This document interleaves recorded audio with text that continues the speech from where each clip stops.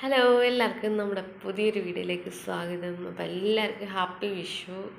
അപ്പോൾ നമ്മളിവിടെ കുഞ്ഞൊരു കണി റെഡിയാക്കിയിട്ടുണ്ട് കേട്ടോ. ഇതെല്ലാം സെറ്റ് ചെയ്തിരിക്കുന്ന ഏട്ടനാണ്. എനിക്കിതുമായിട്ട് യാതൊരു ബന്ധവുമില്ല. അപ്പോൾ ഇതാണ് നമ്മുടെ കുഞ്ഞിക്കണ്ണൻ ഇവിടുണ്ട്. വൈഷുവിൻ്റെ വളയാണ് കേട്ടോ.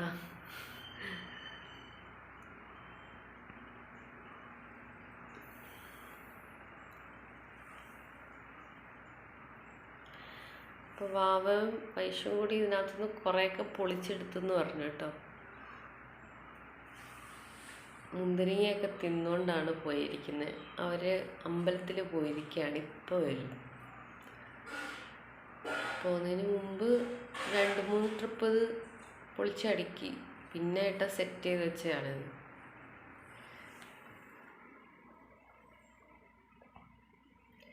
അപ്പം ഇനി അവർ വരുമ്പം നമുക്ക് കാണാം. അമ്പലത്തിൽ പോയിട്ട് വരുമ്പം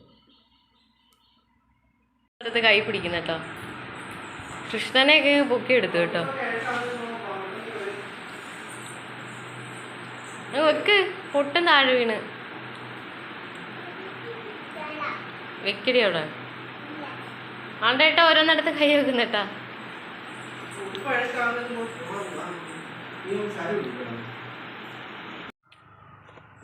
അങ്ങോട്ട് നീങ്ങിയിരിക്കും, ഞാൻ അടച്ചോളാം. നീങ്ങ വൈശിക ഇരിക്കുന്നുണ്ടോ? അടക്കട്ടെ. പുറേ ഇരിക്കുവാന്ന് രണ്ടുപേരും. ഇപ്പൊ വിഷുവായിട്ട് നമ്മള് മാലിമേൽ പോവാണ് കേട്ടോ. ഇന്ന് മാലിമേല് ഉത്സവമാണ്. അപ്പം നമ്മുടെ വിഷു ആഘോഷമൊക്കെ മാലിമ വെച്ചിട്ടാണ് കേട്ടോ. മാവ എവിടെ ഇരുന്നേ? ഇരിക്കും അവിടെ. ഞങ്ങൾക്ക് എല്ലാ വർഷവും വിഷു ആഘോഷിക്കും കേട്ടോ. എന്താണെന്ന് വെച്ചാൽ ഞങ്ങളുടെ അമ്പലത്തിലെ ഉത്സവം അന്നാണ്. മാലിമ അമ്പലത്തിലെ ഉത്സവമാണെന്ന് കേട്ടോ.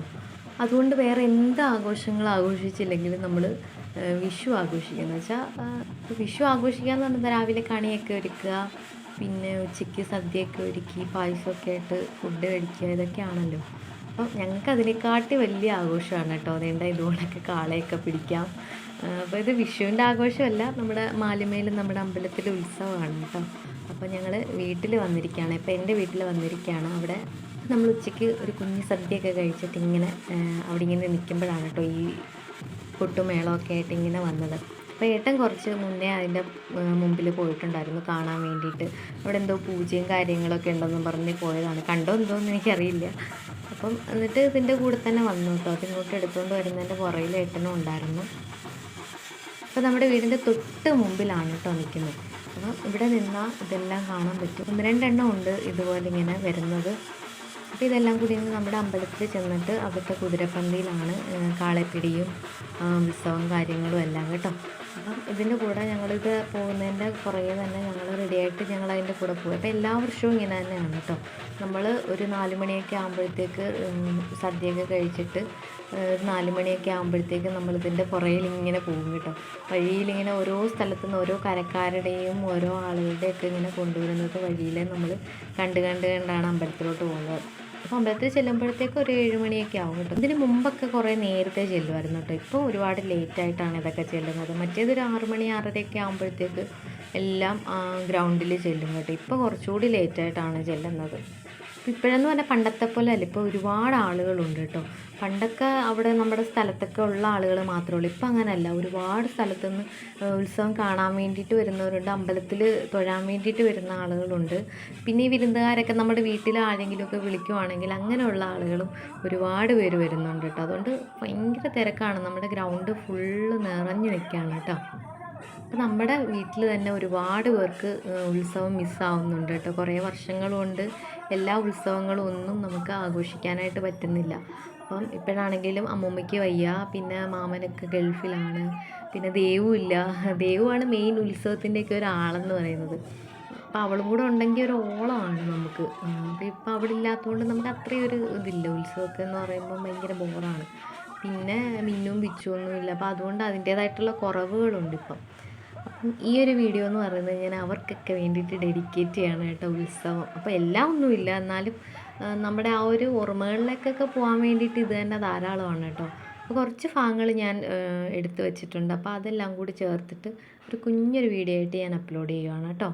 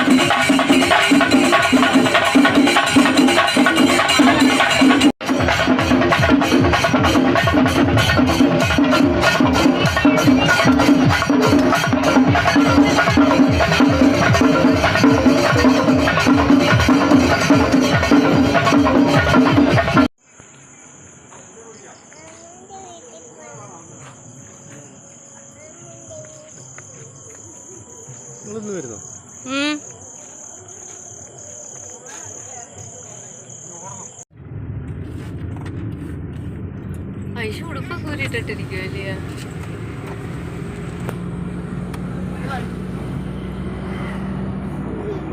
ബലൂണൊക്കെ വെച്ച് ലൈറ്റൊക്കെ ഇട്ട് ഇത് ബാക്കിലുണ്ട് ഇവരുടെ സെറ്റപ്പ് ആക്കിയല്ല.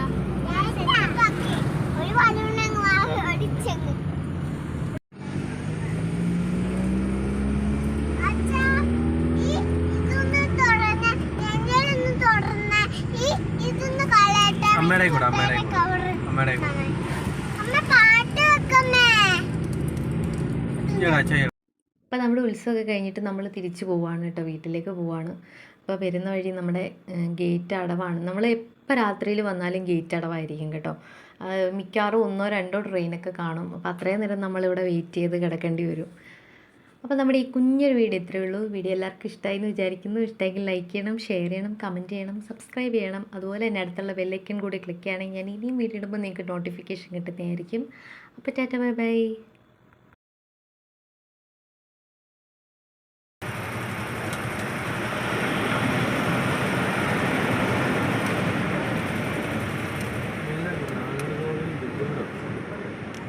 ഇങ്ങനെ പോയത് ഒന്നുമില്ല.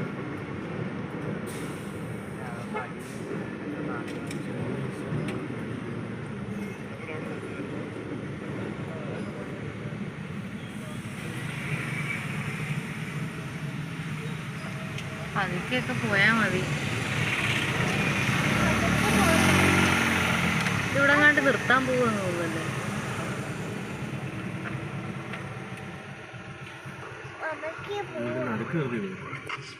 അതാ എനിക്കും പേടി.